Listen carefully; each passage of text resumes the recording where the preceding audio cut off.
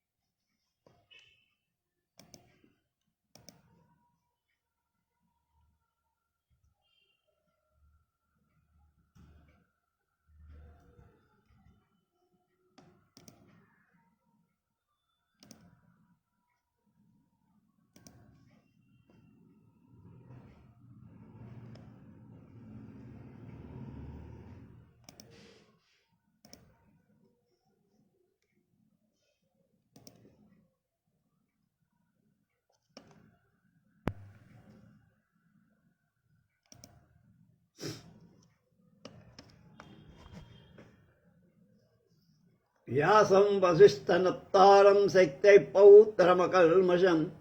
పరాశరాత్మజం వందే శుకతాతం తపోనిధిం. వ్యాసాయ విష్ణురూపాయ వ్యాసరూపాయ విష్ణవే నమో వై బ్రహ్మనిధయే వాసిష్ఠాయ నమో నమః. కృష్ణద్వైపాయనం వ్యాసం సర్వలోకహితే రతం వేదాబ్జభాస్కరం వందే శమాదినిలయం మునిం. వేదవ్యాసం స్వాత్మరూపం సత్యసంధం పరాయణం శాంతం జితేంద్రియం క్రోధం సశిష్యం ప్రణమామ్యహం. అచర్వదనో భూబ్రహ్మో ద్విబాహు అపరో హరి. అఫాలలోచనః శంభుః భగవాన్ బాదరాయణ. శంకరం శంకరాచార్యం కేశవం బాదరాయణం. సూత్రభాష్యకృతౌ వందే భగవంతౌ పునః పునః. బ్రహ్మసూత్రకృతే తస్మై వేదవ్యాసాయ వేధసే. జ్ఞానశక్త్యవతారాయ నమో భగవతో హరే. వ్యాస సమస్తధర్మాణం వక్తా మునిరేవదేదితః. చిరంజీవి దీర్ఘమాయుర్దదాతు జటిలో మమ. ప్రజ్ఞాబలేన తపస చతుర్వేద విభాజకః. కృష్ణద్వైపాయనో యశ్చ తస్మై శ్రీ గురవే నమః. జటాధరస్తపోనిష్టః శుద్ధయోగో జితేంద్రియః. కృష్ణాజినధరః కృష్ణ తస్మై శ్రీ గురవే నమః.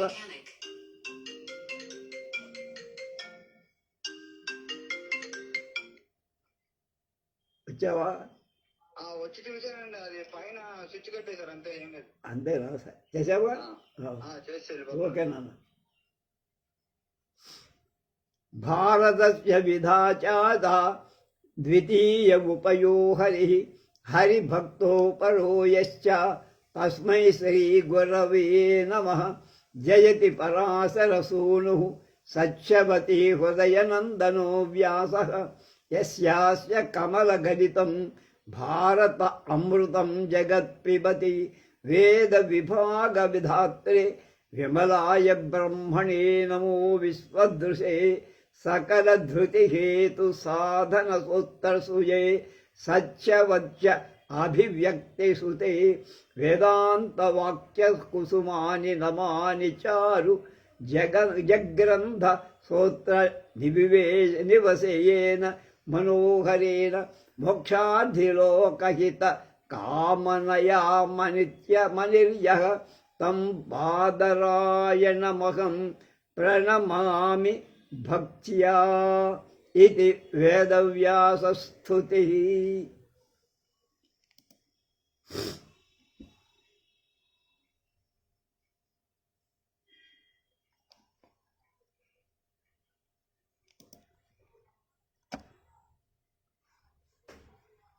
వేదవ్యాసస్తుతి అనంతరం కథలోకి ప్రవేశిస్తాం.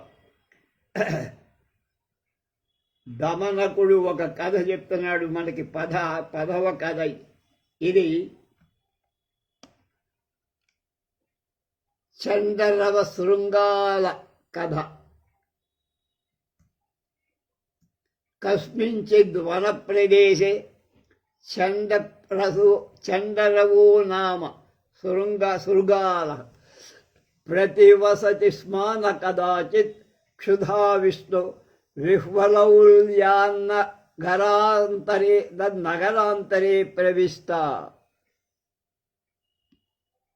ప్రవిష్టః అథా తం నగరవాసినః సారమేయో అవలోక్య సర్వతః శబ్దాయమానాః పరిధావ్య తీక్ష్ణదంష్ట్రాగ్రై భక్ష్యతు మారబ్ధాః సౌపి తైర్రుక్ష్యమాణః ప్రాణభయాత్ ప్రత్యాసన్నరజకగృహం ప్రవిష్టః తత్ర చ నీలీరసపూర్ణమహాభాండం సజ్జీకృతమాసీత్ తత్ర చ సారమేయైరాక్రాంతో భాండమధ్యే పతితః అధా యావన్నిష్క్రాంతస్థావన్నీలవర్ణః సజ్జాతః తత్రాపరే సారమేయాంతం శృగాలం అజానంతో యథాభీష్టదిశం జగ్ముః.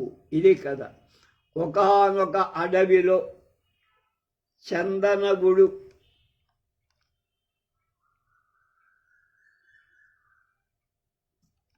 చండరవుడు అనే ఒక నక్క ఉండే. అది బాగా ఆకలితో బాధపడుతూ నాలుక చాపల్యంతో ఒక నగరం ప్రవేశం. అప్పుడు అక్కడ ఉండే కుక్కలు దాన్ని చూశాయి. నలువైపులా మురుగుతూ వెంబడి పదునైన కోరలతో కరవటం మొదలుపెట్టి అది వరకే కరవబడుతూ అది వాటి చేత కరవబడుతూ ప్రాణభయంతో దగ్గరలో ఉండే ఒక చాకలి ఇంట్లోకి దూరేది. అక్కడ నీలి రంగుతో చాకలు నీలి రంగు పెడతారు బట్టలు. ఆ నిండిన పెద్ద తొట్టె ఒకటి సిద్ధంగా. అక్కడ కూడా కుక్కలు వెంబడింపగా తొట్టెలో నుండి బయటకి రాగానే దాని ఒంటికి ఆ నీలి రంగు అంటే అప్పుడు ఆ కుక్కలు దాన్ని నక్కగా భావించక నక్కగా తెలుసుకొని పారిపోయాయి.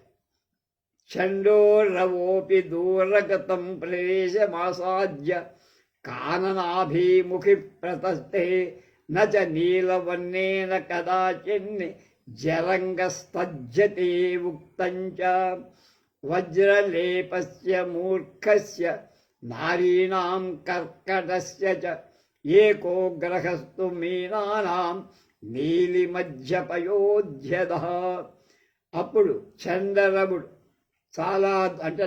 చాలా దూరం పోయి అడవి వైపుకు వెళ్ళారు. నీలవర్ణ నల్ల రంగు తన రంగు వదలదు అన్నారు. పెద్దలు ఏం చెప్పారంటే వజ్రలేపం వజ్రపు పూత, మూర్ఖుడు, స్త్రీలు, ఎండ్రకాయ, చేపల, నీలవర్ణం, తాగుబోతు వీళ్ళు తమ గుణాలను ఎప్పుడూ కూడా మార్చుకోరు. అధాతం హర గలగరల కమాల సమప్రభమ పూర్వం స్వత్వమవలోక సర్వే సింహవ్యాఘ్రద్వీపి వక్ర నక్వృక ప్రభృతయో అరణ్య నివాసిని భయవ్యాకుల చిత్తా సమంతాన్ పలాయన క్రియ కుర్వంతి కథయంతి చన జాయతే అన్యకే దృగ్విశేషితం పౌరుషంచ తద్దూరగతం గచ్చ ఉక్తంచ. పూర్వులు ఏం చెప్పారు? నయశ్చేస్థితం విద్యాన్న కులం న పరాక్రమం న తస్య విశ్వసేత్ ప్రాజ్ఞో యదీచ్ఛే శ్రియమాత్మనః. అప్పుడు శివుని కంఠంలోని విషంతో కానుగ చెట్టుతో సమానమైన నల్లని కాంతి గల ఈ కొత్త ప్రాణి అడవిలో నివసించే సింహాలు, పెద్ద పులులు, చిరుతలు, తోడేళ్ళు అన్నీ చూసి భయంతో తమ కంటే భయంకరమైన జంతువేదో వచ్చిందని భయపడి నలువైపులా పరిగెత్తి అలా అనుకోబోయినాయి. దీని చేష్ట, వర్తనం, పౌరుషం ఎలాంటివో మనకి కనుక దూరంగా ఉంటే మన ప్రాణాలు దక్కుతాయి. విజ్ఞులు, గొప్పవాళ్ళు, ప్రాజ్ఞులు ఏం చెప్పారు? ఎవరి ప్రవర్తన, కుల పరాక్రమం తెలియవు వాడిని తమ శ్రేయస్సు కోరే ప్రాజ్ఞుడు నాడే వాడు నమ్మకూడదు.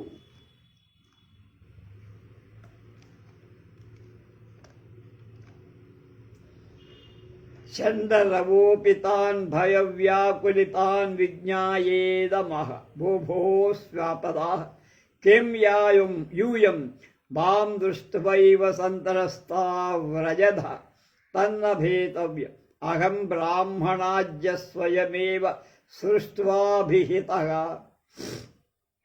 బ్రహ్మణాజ్య స్వయమేవ సృష్ట్యా అభిహితః. యచ్ఛ్వాసదానాం మధ్యే కచ్చిద్రాజా నాస్తి తత్వం మయాజ్య సర్వస్వాపద ప్రభుత్వే అభిషేక్తః కకుద్ధ్రుమాభిదః తతో గత్వా క్షితితలే తాన్ సర్వాన్ పాలయ ఇతి. తతోహం అత్ర ఆగతః తన్మనుఛత్రఛాయాయ సర్వైరేవ స్వాపదైర్వ వర్తిత అహం కకుద్రుమో నామ రాజా త్రైలోక్యేపి సంజాతః. వీడు కవరింగ్ ఇచ్చారు. చండరముడు ఆ మృగాలు భయం చేత కలత చెందటం గ్రహించి ఇలా అన్నాడు: ఓ జంతువులారా, నన్ను చూడగానే భయపడి మీరు ఎందుకు పరిగెత్తుతారా? అలా భయపడక్కర్లేదు. నేడు బ్రహ్మ నన్ను స్వయంగా సృష్టించి ఇలా చెప్పాడు: ఒరేయ్, జంతువులకు ప్రభువు ఎవడు లేడ్రా కింద. అందుచేత ఇవాళ నిన్ను సర్వ జంతువులకు ప్రభువుగా నేను అభిషేకం చేశాను. నీ పేరు కకుద్రుముడు కనుక భూలోకానికి పోయి వాటినన్నిటినీ పరిపాలించరా అని నాకు ఆజ్ఞ ఇచ్చి, అందుచేత ఇక్కడికి వచ్చానయ్యా నేను. కనుక నా గొడుగు నీడలు అధికారంలో ఈ జంతువులు, అడవి జంతువులన్నీ ఉండాలి. కకుద్రుముడు అనే నేను ముల్లోకాలకు ప్రభువునయ్యాను అని వేద డాంబికంగా తత్శ్రుత్వా సింహవ్యాఘ్ర పురస్సర స్వేపదా స్వామిన్ ప్రభో సమాదిశ ఇది వదంతం తం పరివ్రభు అధతేన సింహస్యామాచ్య పదవీ పరతత్ వ్యాఘ్రస్య శయ్యాపాలనత్ దీప్తినతస్తాంబూలాధికార రుకస్య ద్వారపాలకత్ ఏ చాత్మీయాస్థై సహలా ప్రమాత్రమపి న కరోతి శృగాలాః సర్వే వ్యర్థచంద్రం దత్త నిస్సారిత. ఏవం తస్య రాజ్యక్రియాయాం వర్తమానస్య తే సింహాదయో మృగాన్ వ్యాపాద్య తచ్చతురతః ప్రక్షిపంతి. సోపి ప్రభుధర్మేణ సర్వేషాం తాన్ ప్రవిభజ్య ప్రయచ్చతి. దాన్ని విన్న సింహాలు, పులులు మొదలైన జంతువులు, స్వామి ప్రభు మీరే ప్రభువులు, ఆజ్ఞాపించండి అని పలికితే దాని చుట్టూ చేర. అప్పుడు అది సింహానికి మంత్రి పదవి, పెద్ద పులికి శయ్యాపాలన, చిరుతకు తాంబూలాలు అందివ్వడం, తోడేళ్లకు ద్వారపాలకత్వం, ఇలా అధికారాలు పంచి ఇచ్చి తన కులం వారితో మాట్లాడటం కూడా మానేసింది నక్క అయిన. నక్కలన్నీ అర్ధచంద్ర ప్రయోగం చేత మెడబట్టి గెంతి వేశాడు వీడు. వీడి తన దగ్గర నక్కలుంటే గుర్తుపడతాయి, ఎందుకని వీడు నక్క బుద్ధి కదా. అలా అతడు రాజ్యపాలన చేస్తుండగా సింహాలు మొదలైన మృగాలను చంపి తెచ్చి అతడి ముందు పడేసేవి. వాటిని ప్రభుధర్మంగా అప్పనెట్టి పంచిపెట్టేవాడు, తను తిని అందరికీ పెట్టి. దేవం గచ్చతి జకాలే కదాచిత్తేన సమాగతేన దూరదేశే శబ్దాయమానస్య శృగాల బృందస్య కోలాహలో శ్రావి తం శబ్దం శ్రుత్వా పులకితతనుగానత్వ అశ్రుపూరిపూర్ణ నయన ఉత్థాయ తారస్వరేణ విరోతుమారబ్ధాన్ అధతి సింహాదయంతం తారస్వరమాకర్ణ్య శృగాలోయమితి మత్వా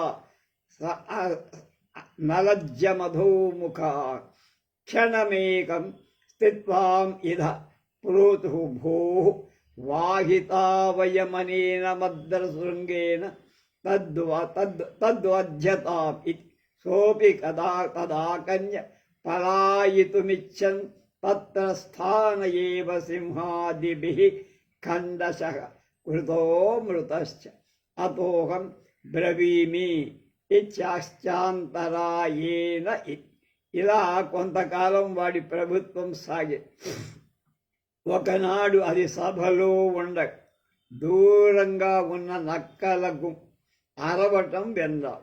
ఆ శబ్దం విని ఇది కూడా నక్కే కనుక దాని ఒళ్ళు కూడా పులకరించి కళ్ళు నిండా ఆనందాశ్రువులు నిండా లేచి తారస్వరంతో బిగ్గరగా అరవటం ప్రారంభించి, అంటే స్వధర్మం పోగొట్టుకోలేకపోయి ఎంత పైకప్పు మేకప్పు వేసుకు.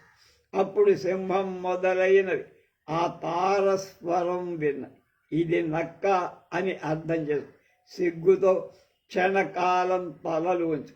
తర్వాత తమలో తాము ఇలా చెప్పు, ఈ క్షుద్రమైన నక్క మనల్ని సేవకుల్ని చేసి కనుక దీన్ని చంప. నక్క దాన్ని విన్నది, దలచింది. దాన్ని అక్కడనే సింహం మొదలైన వాటి చేత ముక్కలు ముక్కలుగా చేయబడి చచ్చిపోయి. అందుచేత నేను ఇలా చెబుతున్నాను, త్యక్తాభ్యాభ్యంతరీయం, ఎవడు ఆంతరంగుకులను అంటే తనకి అనుకూలంగా ఉండే వాళ్ళ మాట వదులుతాడు, ఇలాంటివన్నీ వాడు దెబ్బతింటాడు రాజు అన్నాడు.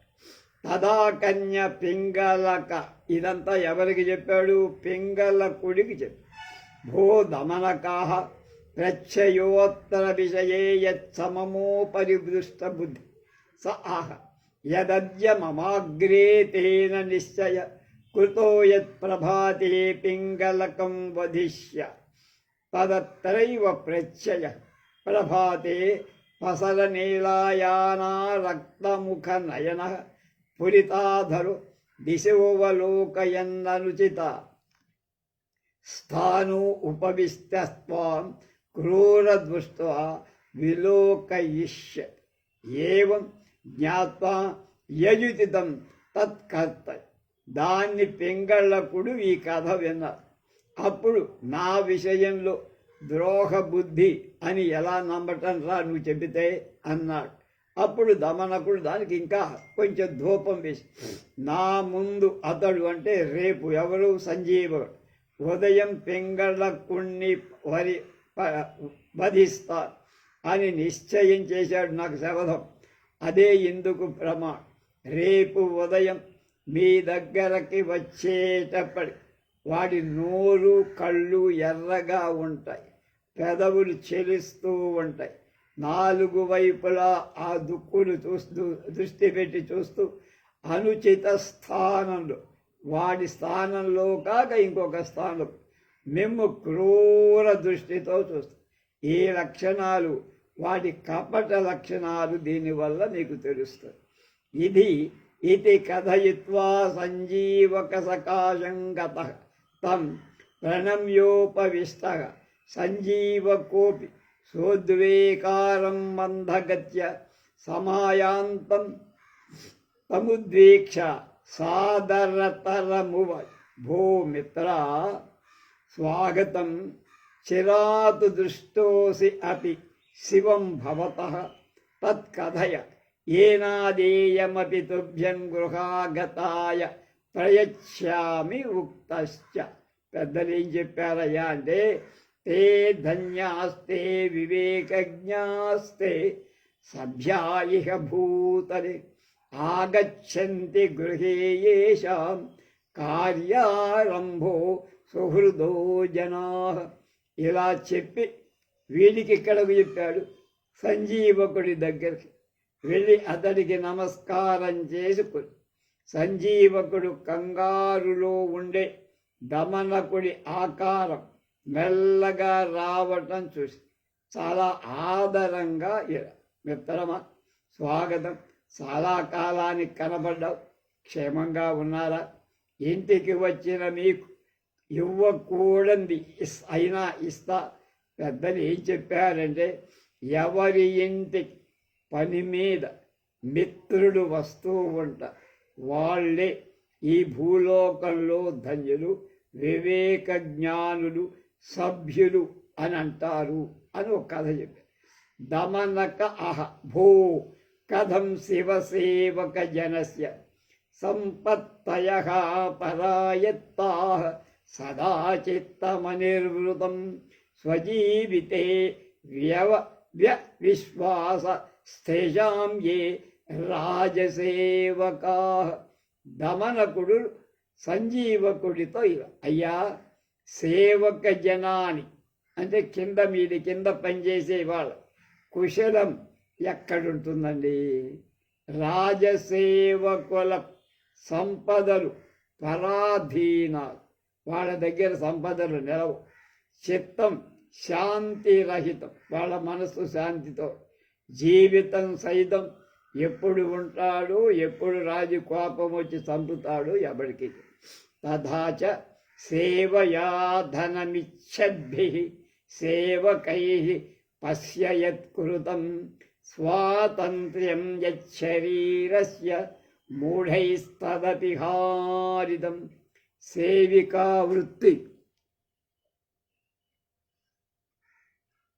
సేవావృత్తి ద్వారా ధనం కోరేటువంటి సేవకు చేసేదేమిటో చూడండి. ఈ మూర్ఖులు శరీరానికి ఉన్న స్వాతంత్రాన్ని పోగొట్టుకుంటున్నారు. తావజ్జన్మాతి దుఃఖాయ తతో దుర్గతతా సదా తత్రాపి సేవయా వృత్తి అహో దుఃఖ పరంపరా. పుట్టుకతో అధిక దుఃఖమే కలుగుతుంది, ఏడుపుతోనే జీవితం ప్రారంభం, అందులో దరిద్రం ఉంటే మరి. ఆ తర్వాత సేవావృత్తి, ఎవరిదో దగ్గర ఊడిగం చెయ్యాలి. అయ్యో దుఃఖ పరంపర అంటే ఇదే మహాబాబు అని. జీవంతోపి మృతా పంచ శ్రూయంతే కిల భారతే ధర్మిదో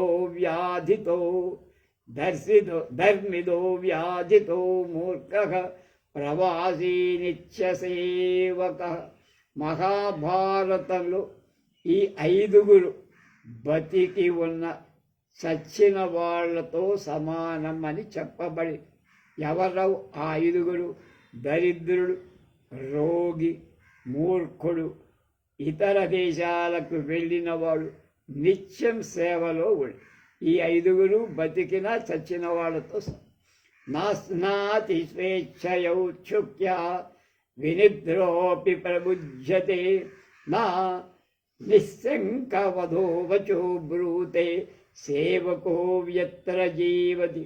సేవకుడు ఇష్టం ఉన్నా ఉత్సాహంతో తినలేడు. రాజుగారికి ఏం కోపం. పూర్తిగా నిద్ర లేకుండానే ముందే అందరికంటే ముందు లేస్తాడు. నిర్భయంగా మాట్లాడలేడు. భయం ఎవడికి, ఏ రాజుగారి మీద తన మీద కంప్లైంట్ చేస్తారు అని. అయినా బతుకుతూనే ఉంటాడు. వ్యత్ర జీవతి, అయినా బతుకు ఈడుస్తూ ఉంటాడు. సేవా స్వవృత్తిరాఖ్యాత యైస్థైర్మిథ్యా ప్రజల్పితం స్వచ్ఛందం చరతి స్వాత్ర సేవక పరశాసనాత్. సేవావృత్తిని కుక్క జీవితంతో సమానంగా కొందరు భావించారు, కానీ అది అబద్ధం. కుక్క దానికి స్వేచ్ఛ ఉంది, ఎక్కడ పడితే అక్కడ. సేవకుడు యజమాని ఆజ్ఞ ప్రకారమే చెయ్యాలి. కుక్కను ఆజ్ఞాపించేవాడు ఉండడు. ఎవడైనా పెంచుకుంటే యజమాని ఉంటే తప్ప. భూశయ్యా బ్రహ్మచర్యంచ స్వకృతత్వం లఘుభోజనం సేవకస్య యతేర్యద్ ద్విశేషదః పాపధర్మజ. సేవకుడికి, సన్యాసికి నేల మీద కింద పడుకోవటమే ఉంటుంది. భూశయనం అంట. బ్రహ్మచర్యం దుర్బల శరీరం, కొద్దిగా భోజనం, అల్ప భోజనం సన్యాసికి సేవకుడికి అందు విశేషం ఏమిటంటే సేవకుడి ఆచరణ పాపానికి, సన్యాసి ఆచరణ ధర్మానికి, చివరికి ముక్తికి కారణము. వీడికేమీ లేదు, ఇక్కడే పడి కొట్టుకోవాలి. సీతాతపాది కష్టాని సహతే యాని సేవక ధనాయతాని చాల్పాని యది ధర్మాన్నముచ్యతే. సేవకుడు సేవావృత్తికి విముఖుడు కాకపోతే చలి, ఎండ మొదలైన కష్టాలు వాడు భరించాలి. ధనం కోసం అవి చాలా అల్పం. అంటే వాడు వచ్చే తక్కువ, వాడు పడే బాధలు. మృదునాపి సువృత్తేన సుసృష్టేనాపి హారిణ బోధకేనాపి కింతేన నిష్పత్తిర్యస్య సేవకా. సేవయ మెత్తనిది గుండ్రంగా ఉండే జీడిపప్పు, బాదం పప్పు మొదలైనవి, ద్రాక్ష మొదలైన వాటితో చేరింది. కంటిని నాల్కను ఆకర్షించింది అయిన లడ్డూ చేత, మోదకాలంటారు లడ్డూ కూడా. ఏం లాభమయ్యా? సేవ చేత అది లభిస్తుంది అంటే పనికి సేవ చేస్తేనే ఇవి వస్తాయి, లేకపోతే జీవితం నిష్ఫలం. సంజీవకుడికి చెప్పాడు ఈ విశోదంతా. సంజీవక ఆహ అధ భవాన్ కిం వక్తుమనః స్వబ్రవీత్ మిత్ర సచివానాం మంత్రభేదం కర్తుం న యుజ్యతే ఉక్తంచ యో మంత్రం స్వామినో విద్యాత్ సాచివ్యే సన్నియోజితః స హత్వా నృపకార్యం తత్ స్వయం చ నరకం వ్రజేత్. ఏన యస్య కృతో భేదః సచివేన మహీతలిపతేః తేనా శస్త్రవధస్తస్య కృత ఇచ్చాహ నారదః.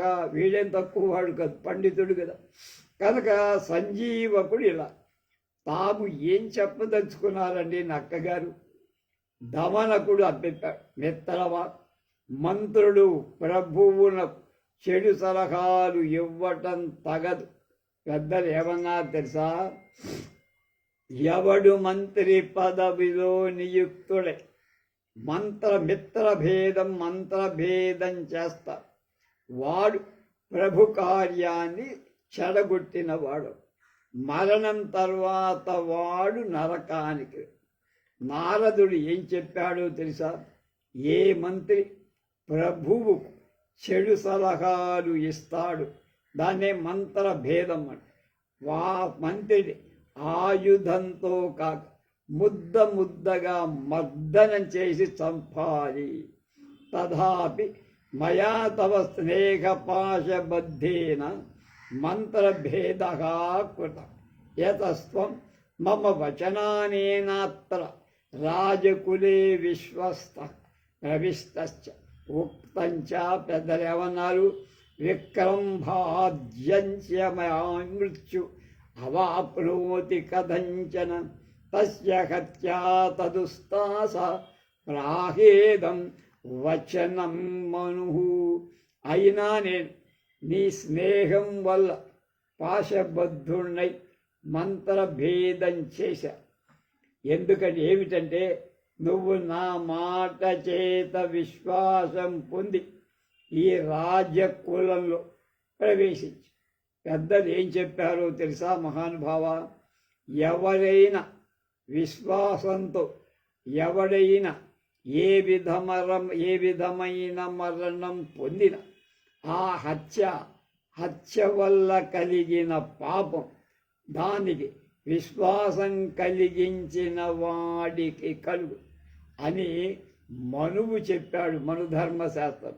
నేను నిన్ను తీసుకెళ్ళి పింగళకుడికి పరిచయం చేసి కొలువులో పెట్టి, ఒకవేళ ఆ పింగళకుడు నీకేదైనా అపకారం చేస్తే నిన్ను పరిచయం చేసిన నాకు పాపం వస్తుంది అని వీడు ముందరి కాళ్ళకి బంధం.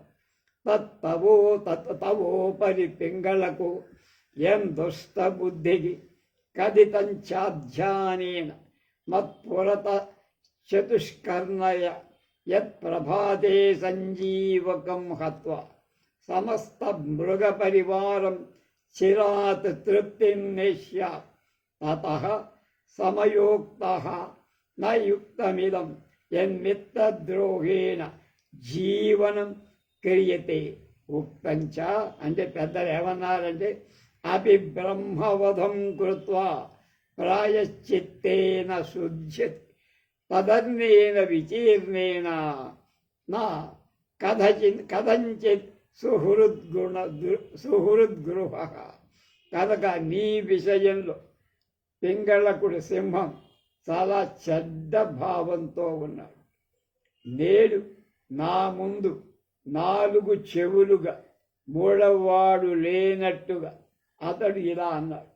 ప్రాతకాలం అంటే రేపు ఉదయం అంతా ఇవాళ పొద్దు సంజీవకుణ్ణి చంపి సమస్త పరివారాన్ని చిరకాలీనమైన తృప్తి కలిగిస్తా. అప్పుడు నేనన్నా, ప్రభు, మిత్రద్రోహం చేత జీవించడం సముచితం కాదు. పెద్దలు ఏం చెప్పారో తెలుసా? బ్రహ్మ హత్య చేసి కూడా ప్రాయశ్చిత్తం చేత పరిశుద్ధి పొందటానికి వీలు, కానీ మిత్రద్రోహానికి ఎలాంటి ఆచరణ చేత శుద్ధి అనేది లేదు అని మంచి పకడ్బందీగా మేకు బిగించి తతస్థేనాగం సామర్ష న ఉక్త భూ దుష్టబుద్ధే సంజీవకస్తావచ్చస్పపోదో వయ మాంసాసిన తదస్మాకం స్వాభావికం వైరం ఇది కథం రిపురుపేక్షతే తస్మాత్ సామాదిభిరూపైర్హన సంజతే నచ హతే తస్మిన్ దోషః స్యాత్ ఉక్తంచ. పెద్దలు ఏం చెప్పారు? దత్వాపి కన్యకాం వైరి నిహంతవ్యో విపశ్చిత అన్యోపాయైరశక్యోయో హతే దోషో న విద్యతే కృత్యాకృత్యన్న మన్యేత క్షత్రియో యుధి సంగతః ప్రసుప్తో ద్రోణపుత్రేణ దృష్టద్యుమ్నః పురా హతః. అప్పుడు అతడు క్రుద్ధుడై పింగళకుడు నాతో ఇలా అన్నాడని దమనకుడు, ఒరేయ్ దుష్టబుద్ధి, సంజీవకుడు గడ్డి తినేవాడు, మనం మాంసాహారం, అందువల్ల మనకు అతడితో సహజమైన విరోధం. ఈ కారణంతో శత్రువును ఎలా ఉపేక్షిస్తాం? కనుక సామాదులైన ఉపాయాలతో వధించాలి. పెద్దలు ఏం చెప్పారో తెలుసరా? రాజనీతిజ్ఞుడు ఇతర ఉపాయాలచే చంపబడటానికి సాధ్యంగా శత్రువుకి కన్యను ఇచ్చి అయినా చంపాలి. గజపతుడు చేసింది కృష్ణదేవరాయను చంపడానికి అలాగే ప్రయత్నం చేశారు మనకు తెలుసు. అలా చంపడంలో దోషం. యుద్ధ సంగతుడైన క్షత్రియ మంచి చెడ్డలు ఆలోచించాడు. పూర్వం ద్రోణపుత్రుడైన అశ్వత్థామ ఏం చేశాడు? నిద్రలో ఉండేటువంటి దృష్టద్యుమ్నుని చంపాడు. అది పాపం కాదు, యుద్ధ ధర్మం.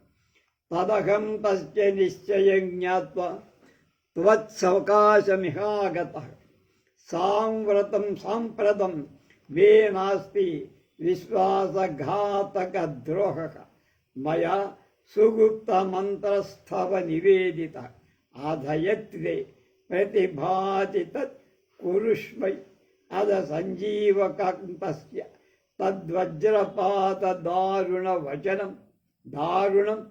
వచనం శ్రుత్వా మోహం ఉపగత. అందువల్ల నేను వాడి మనస్సు తెలుసుకొని పింగళకుడు ఇక్కడికి నీ దగ్గరికి పరిగెత్తుకొచ్చా. నా మిత్రుడు సంజీవకుడు ఏమైపోతాడు అని. ఇప్పుడు నాకు విశ్వాసఘాత పాత్మం లేదు. ఎందుకు నీకు చెప్పేసి మిక్క గాగా దాచిన రహస్యం చెప్పా కనుక నా తప్పేం లేదు, నాకేం పాపం అంటారు. తర్వాత నీకు ఎలా తోస్తే అలా. అప్పుడు సంజీవకుడు వజ్రఘాత కఠోరమైన వాడి మాటలు విని మూర్ఛపోయి అధ చేతానాం లబ్ధ్వా సవైరాగ్యమిదం ఆహ భో సాధ్విదముచ్యతే దుర్జనగమ్యా ఆర్య ప్రాయేణా స్నేహవాన్ భవతి రాజా కృపాణానుసారి చ ధనం మేఘో గిరిదుర్గవర్షీ చ. కొంతసేపటి తెలివి పొంది సంజీవకుడని ఎద్దు వైరాగ్య భావంతో ఇలా పెద్దలు ఏం చెప్పారో తెలుసురా దమనక, స్త్రీలు దుర్జనులకు లొంగుతారు. రాజు సామాన్యంగా ప్రేమ లేని వాడుగా ఉంటాడు సహజంగా. ధనం లోభి అంటే పీనాసి దగ్గరకే చేరు. మేఘం కొండలలో కోటలలో వర్షిస్తుంది, భూమి తక్కువగా. కనుక అహం హి సమ్మతో రాజ్ఞో యేవం మన్యతే కుధీ బలీవర్ధ స విజ్ఞేయో విషాన పరివర్జిత. వరం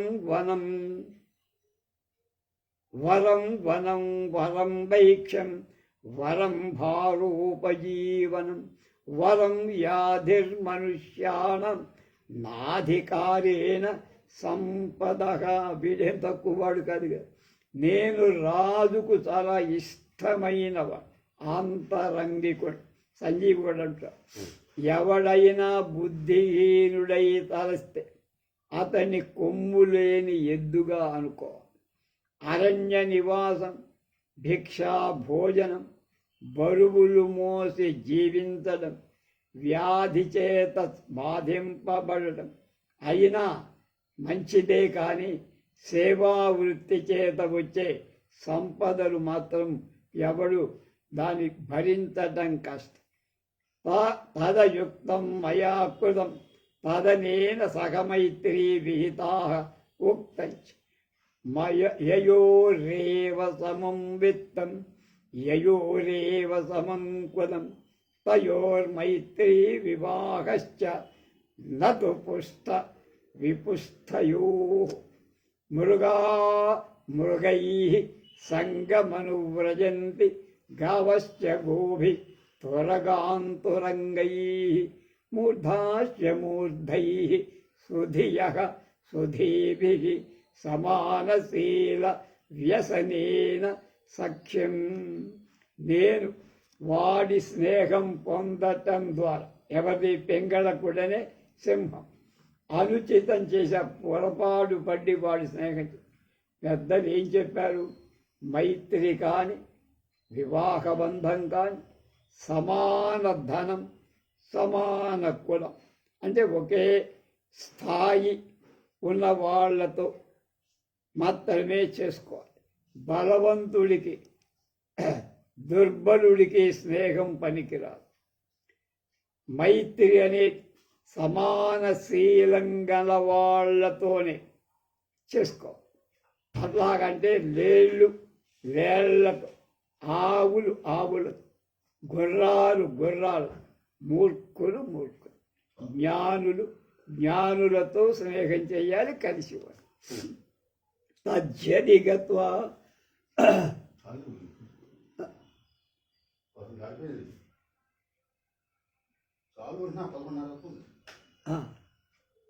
తం ప్రసాదయామి తథాపి న ప్రసాదం యాస్యతి ఉక్తంచ నిమిత్తముద్దిశ్య హి యః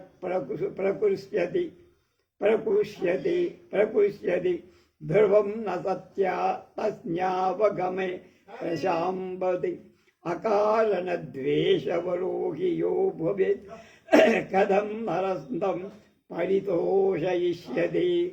ఒక్కవేళ నేను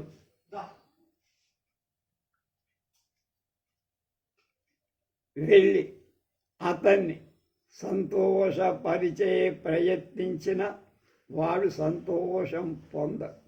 పెద్దలు ఏమన్నారు? ఎవడైనా ఏదైనా కారణం వల్ల కోపం పొందితే ఆ కారణం గుర్తించి తొలగిస్తే వాడు శాంతుడవు. లేని కానీ అకారణంగా ద్వేషించేవాడు ఎన్ని చేసినా సంతుష్టుడు కాడు. అహో సాధు ఛేదముచ్యతే భక్తనాముపకారిణం పరహిత వ్యాపారయుక్తాత్మనం సేవానం వ్యవహార తత్వవిదుషాః ద్రోహచ్యుతానాం న్యావ్యుక్తిః వ్యాపత్తిః స్ఖలితాంతరేషు నియతా సిద్ధిర్భవేద్వాననా తస్మాదంబుపతేరివ అనిపతేః సేవా సదా శంకని. ఆహా, దీన్ని చెప్పగా నేను విన్నాను. భక్తులు ఉపకారం, ఇతరులకు మేలు కలిగించే పనులను ఎప్పుడూ మనస్సుతో ఉండేవారు. సేవా వ్యవహారత్వం తెలిసిన విద్వాంసులు, ద్రోహ చింత లేనివారు అయిన మనుష్యులకు పొరపాట్ల వలన ఆపద తప్పక అనుభవించాల్సి వస్తుంది. ధనలాభం కలగవచ్చు, కలక్కపోవచ్చు. కనుక సముద్ర సేవలాగా అంటే సముద్ర యాత్రలాగా రాజసేవ కూడా సందేహంతో కూడింది. సముద్రంలో ఎప్పుడు ఆటు వస్తుందో, ఎప్పుడు పోటు వస్తుందో, ఎప్పుడు తుఫానులు వస్తాయో తెలియదు. తథాచ భావస్నిగ్ధైరుపకృతమపి ద్వేష్యతాం యాతి లోకే సాక్షాదన్యై అపకృతమపి ప్రీతయే స ఉపయాతి. దుర్గ్రాహ్యాన్ నృపతి మనసాం నైకభావాశ్రయాణం సేవాధర్మః పరమగుహను యోగినావ్యగమ్యమః. అలాగే ఈ ప్రపంచం ప్రేమ భావంతో మెరిసే మిత్రులచే చేయబడిన ఉపకారం కూడా శత్రుత్వాన్ని కలిగిస్తుంది. సాక్షాత్తుగా శత్రువులు చేసిన అపకారం కూడా ప్రీతికి అంటే ప్రేమకు కాదు. భిన్న భావాలతో ఉండే ప్రభువుల మనస్సుల గ్రహించటం చాలా కష్టం. అందుచేత సేవాధర్మం చాలా కష్టమైందని చెప్పుకుంటూ వస్తుంది. యోగులకు అగమ్యం, వాళ్ళకు కూడా తెలియదు. తత్పరిజ్ఞాతం మయ మత్ప్రసాద మసమానై సమీపవర్తి విశేష పింగళః ప్రకోపితః తేనాయం మమాదోషస్యాప్యేవం వదతి ఉక్తై ప్రభో మన్యస్య నా సహంతీహ సేవక సపత్న ఇవ సంక్రుద్ధ సపత్నాః సుకృతేర భవతి దైవం యద్గుణతత్సు సమీపవర్తిషు గుణహీనానాం న ప్రసాదో భవతి ఉక్తంచ గుణవత్తరపాత్రేణ ఛాద్యంతే గుణినాం గుణాః రాత్రౌ దీపశిఖాకాంతే న భావన ఉదితే సతి. కనుక నేను ఏం తెలుసుకున్నానంటే ప్రభువైన పింగళకుడి దగ్గర ఉండే సేవకు అతడికి నాపై అనుగ్రహం సహింపలేకపోయారు. నీలాంటి వాడు చెప్పదా బయట కోపం తెప్పించి ఉంటారు రాజు. కనుక నేను నిర్దోషి అయిన నన్ను అలా అంటున్నారు విజ్ఞులు పెద్దలు. ఏం చెప్పారు? ఒక సవతి మంచి నడవడిక కలదైన భర్త ఆమె ఎడ చూపే అనురాగాన్ని సహింపక సవతులు ఏ విధంగా అసూయ పడతారు. సేవకులు కూడా ఈ లోకలు ప్రభువు ఒక సేవకుడి ఎడ చూపే రాజు చూపే అనుగ్రహం సహించక ఏదో కొండాలో చాడీలో చెప్పి ఆ వాడి మీద ఏదో రకంగా వాడిని దెబ్బతీసే ప్రయత్నం. గుణవంతులు సమీపంలో దగ్గరగా ఉండగా గుణహీనులు అనుగ్రహం లభించదు కనుక అలా వాళ్ళు చేస్తూ ఉంటారు. అందుకనే విజ్ఞులైన పెద్దలు ఏం చెప్పారు? రాత్రి ఉండే దీపశిఖల కాంతి సూర్యుడు ఉదయించగానే ఎలా అణగిపోతుందో అధిక గుణవంతుల సాధారణ గుణవంతుల గుణాలున్నాయే కప్పుబడిపోదు. వాళ్ళకి ఎక్కడ ప్రకాశం ఉండదు. తర్వాత దమనకుడు ఏమన్నాడు ఆ వివరాలు రేపు తెలుసుకుందాం.